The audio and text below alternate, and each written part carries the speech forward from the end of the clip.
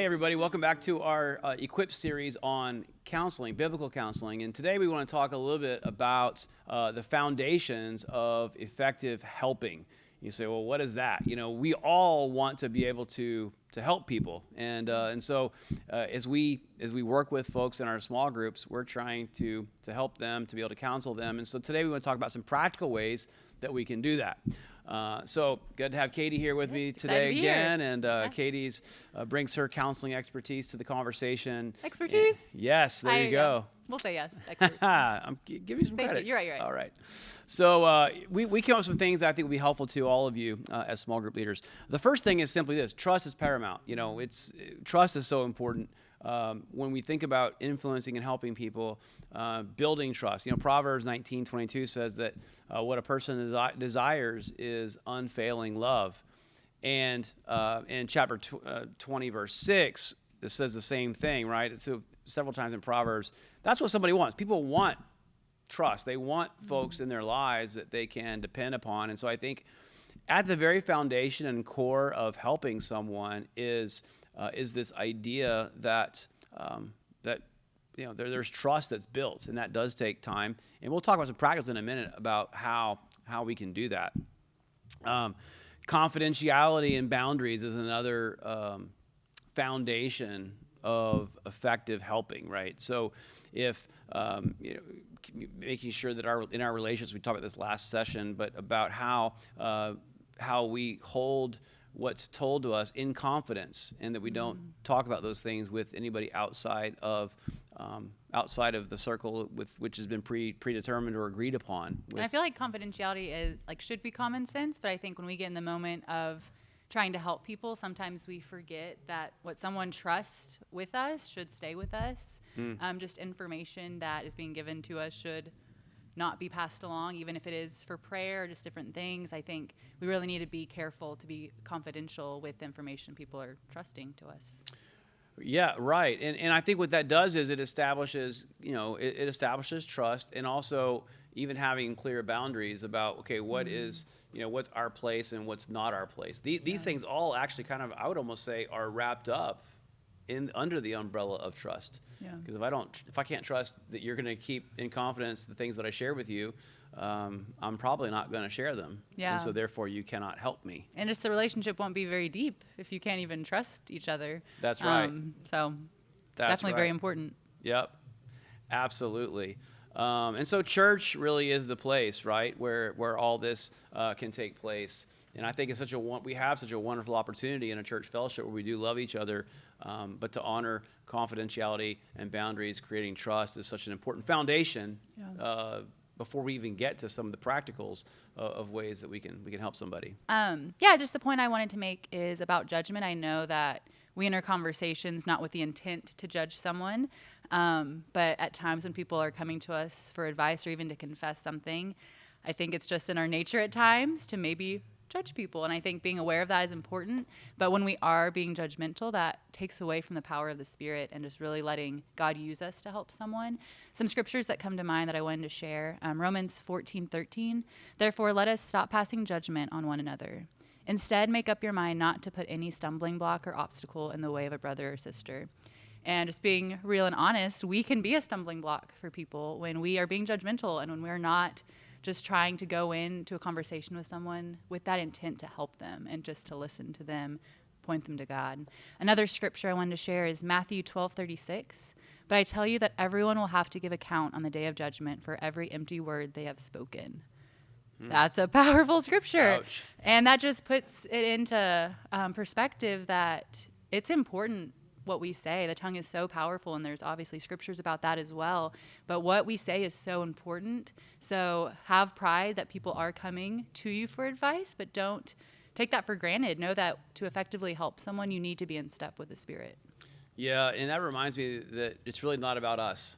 Not at all. I mean, I think that's kind of what ends up getting in the way. I know for me, at least, there's been times maybe I myself am triggered by something somebody says, or, it's something that has nothing to do with them. Yeah. And I'm supposed to be helping them. And then suddenly now I'm reacting and responding in a way that's not good. So if I'm going into a situation to help somebody, my focus has to be on them.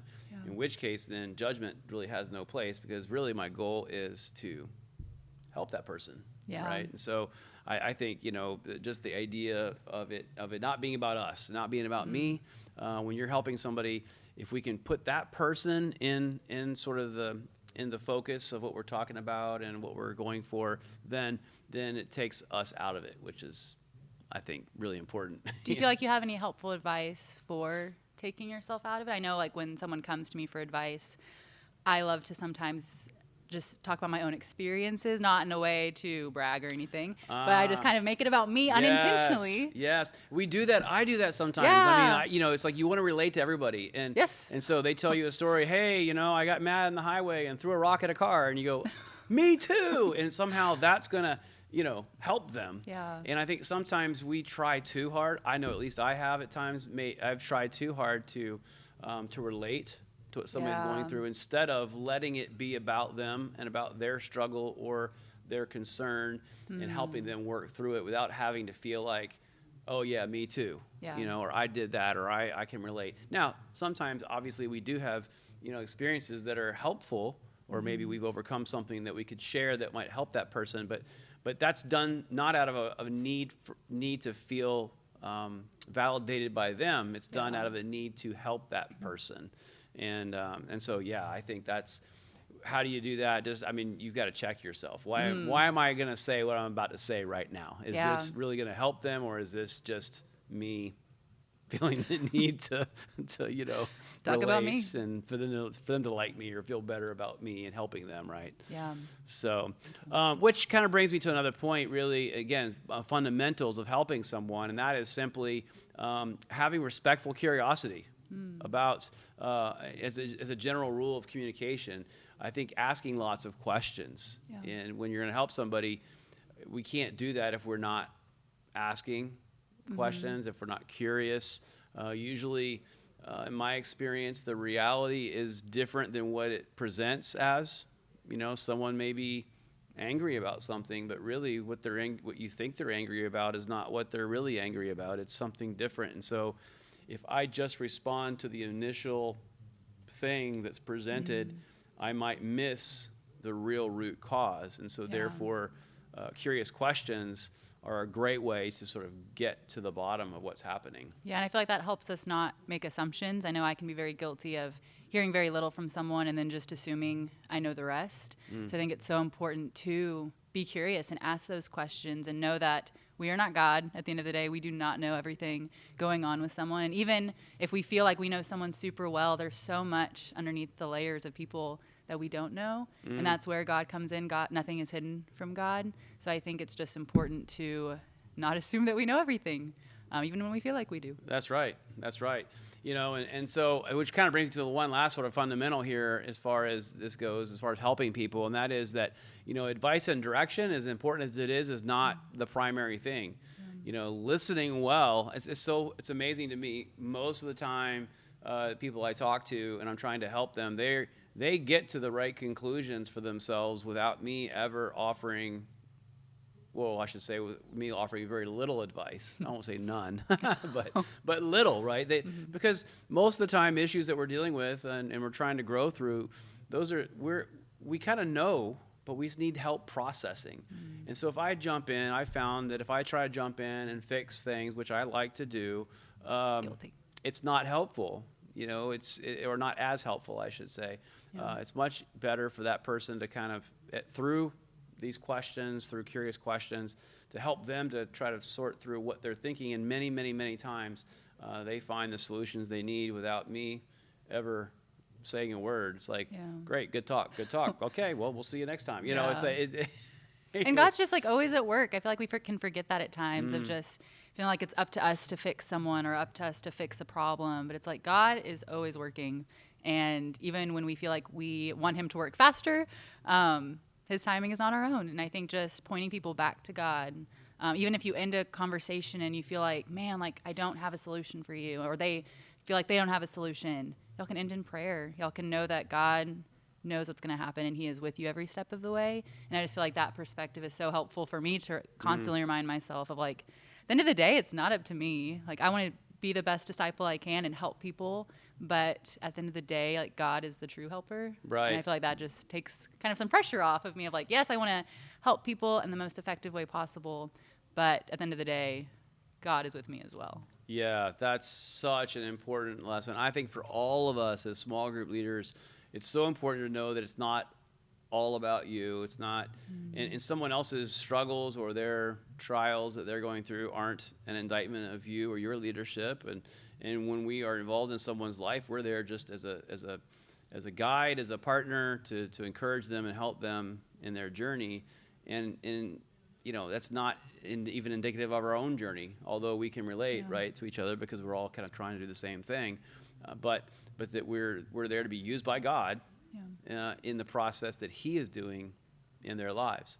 Now, that being said, we do have influence, and part of what we want to focus here on the second half of our presentation here is to talk a little bit about positive attending skills. So, in other words, listening skills. How can we be present for someone as we listen to them, and what are some of the maybe some pointers about how to be good listeners? Yeah. And so that's what we want to focus on. So we have several points, I guess, to make about that. One is that obviously we want our engagement with people to be warm and encouraging, right? I mean, some of us that's really easy, and others of us maybe our resting face isn't quite as warm as encouraging as other people, right?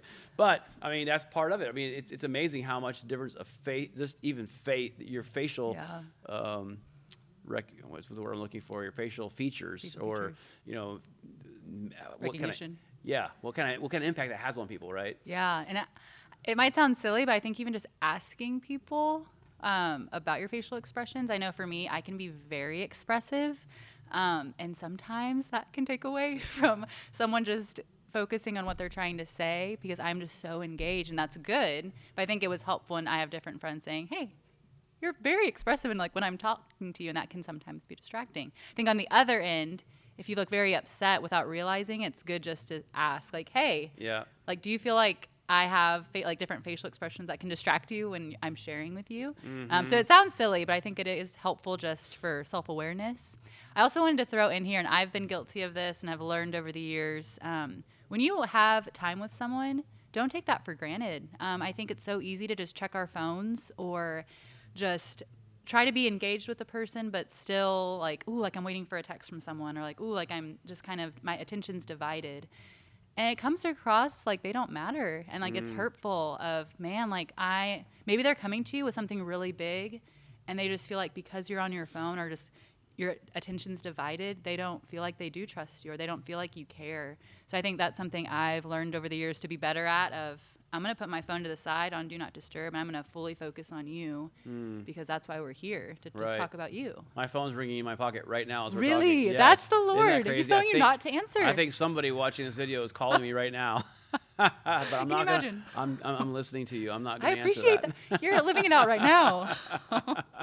Appreciate that. You think about positive attending skills and just body language, voice, tone, our face. I know for me, I have this tendency. I've had to catch myself is when I start getting intense about something, or maybe I'm in a conversation that's heated, or not heated is probably a strong word, but we're kind of the level is rising. I tend to kind of lean forward and my voice starts getting I get a little bit shorter in my attention span, and I cut people off, and I know I do this, and I've had to work hard not to do it, and I still mess up sometimes. But even just being aware of even our body language and how we're presenting when we're talking to somebody makes a difference, right? So not just your face, but your body, your voice, the tone. All these kinds of things, they kind of go into this idea of being warm and engaged. And you definitely don't have to get fixated on it. But I think it's just good to be aware of, like, there's obvious ones. You don't want to cross your arms while someone's talking to you because that might make it seem like you're angry. But I think just being aware of yourself is important. But obviously you don't want that to distract from the actual conversation at hand. Right. Another thing is just thinking about open-ended versus closed-ended questions. I think that's another area where we can, when helping someone, I mean, there's a place for both. I think. Like an example of an open-ended question might be, hey, how are you feeling today? I mean, it's like, wow, that could be anything. It's open-ended, and sometimes that's good. And then, sometimes it's closed questions like, what do you want for dinner tonight? That's not really a counseling question, but you know what I mean? It's a very pointed question, right? And sometimes when we're in counseling situations, closed questions can feel very leading or kind of shut us. You can shut somebody down with those, perhaps. Whereas open-ended questions can tend to be a little bit more, inviting for conversation. Although at the same time, they could also be intimidating to somebody who's not sure what they think, right? So, but I think it's good to be aware of the differences between the two. Definitely. I feel like people also can respond differently to those questions. I know personally I love when someone just asks a more open question like, how are you? Because I'm like, I can take that question wherever I want. Whatever area of life maybe I'm not doing great in, I can talk about that. But I know some people just appreciate the more specific questions, and I feel like over time you can figure out what people prefer more. But then also I feel like the Spirit is so wonderful at just kind of prompting you and helping you with all the questions and what to ask. Yep, absolutely. Another thing when it comes to listening skills or, clarifying is clarifying, So what I'm hearing you say is, anytime we're listening to somebody else share, it's always good to kind of repeat back what you're understanding them saying. Yes. Right. It's kind of a basic communication skill, but it definitely keeps us from making mistakes and misunderstanding or assuming and all the different no-nos of communication if we would just clarify, making clarifying statements. Oh, okay, so what I heard you say is this, or I understand this. And then that gives them the opportunity then to correct you if you're off on what you're hearing. Because let's be real, sometimes we hear different things than what's being said, or vice versa. Yeah, or just like we mentioned earlier, you could assume things or just kind of hear maybe what you want to hear. So I think that's so important to it's very simple, but just repeating back. So this is what you're saying, and just making sure you have that clarification. Yep, exactly. And then there's also kind of reflection of feelings and emotions. I guess that kind of goes along with that, right? You're reflecting back not just on what they said, but on how they're feeling. Yeah. And sometimes that it's a matter of, I got the facts of what they're saying, but there's also an emotion that's being communicated and saying, man, this sounds like this is really hard for you. Things like that where you're validating the emotions that are being expressed. Yeah, and it just makes a person feel seen when someone is going through something very heavy. I know it just helps for that to be reiterated of, man, like this is really hard, and I'm so glad you acknowledged that. Just makes me feel less lonely. Yep. I did want to nerd out for a second. Oh yeah, let's do it. Let's nerd out. So in grad school, I took a class called psychopathology, and we just talked about different types of evidence-based practices to help in counseling. And one of my favorites is something we actually practice as disciples, and it's called motivational interviewing. I did get the definition just so I wouldn't butcher it, but it's a counseling approach designed to help people find the motivation to make a positive behavior change. And it's about empowering people to take responsibility for themselves. And I love that because, yes, like I learned that in grad school, and it was just a really important tool to use in counseling, an approach. But as disciples, I feel like we're doing the same thing when we are talking with people and when we are listening to them. I feel like we are motivationally interviewing them in a way of asking, like, is this what you mean? Or we're trying to dig deeper, ask questions. And I think at the end of the day, it's not about us. We want to empower them to make a decision, to trust God, and to really just give themselves to what they're going through. And I love just the similarity with that. So I wanted to nerd out of, you're basically motivationally interviewing someone when you disciple them. So feel good about that. That's amazing. I like that. I like that phrase, motivational interviewing. That says a lot right there, doesn't it? Yeah, it's a good way to describe that conversation. Well, so the last point, and ironically, is summarizing, which probably we should do for this episode. But just summarizing the content of a conversation. You get to the end of a conversation with someone, just summarizing where you've been, like summarizing kind of what the points were, what you guys talked about, making sure that where there's clarity. It's kind of the same thing as reflective listening, but it's a little bit different because it's something we do kind of more at the end of a conversation. But it also helps kind of cement the things that were discussed and maybe even deepen sort of the understanding and clarity between the two of you. And I think also creates trust, right? Because we're, okay, we understand each other and this is what we've talked about. So just kind of one final sort of practical thing there. Yeah, and I think definitely being honest too. I know sometimes when I've had a long day, it's hard to put myself to the side. So I think summarizing at the end is helpful too, because it's like maybe you missed something very important during the conversation. So I feel like a summary is just a good check of, hey, like this is what I feel like we really discussed during our call. Do you feel like I missed anything, or is my understanding correct? Because at the end of the day, we are all imperfect. We will mess up. But I think just the heart behind, I'm trying to listen well and help in any way I can. I feel like just summarizing at the end just provides a good way to do that. Yeah, it's particularly helpful too when maybe it's an emotionally charged conversation. Yeah. And then, sometimes emotions are all over the place, but then to bring it back to kind of some clarity at the end, okay, let's remind ourselves for a moment where we've been. Yeah, definitely. So. All right, well, that's some thoughts on helping skills. Hopefully this helps you as you help others. We'll see you next time.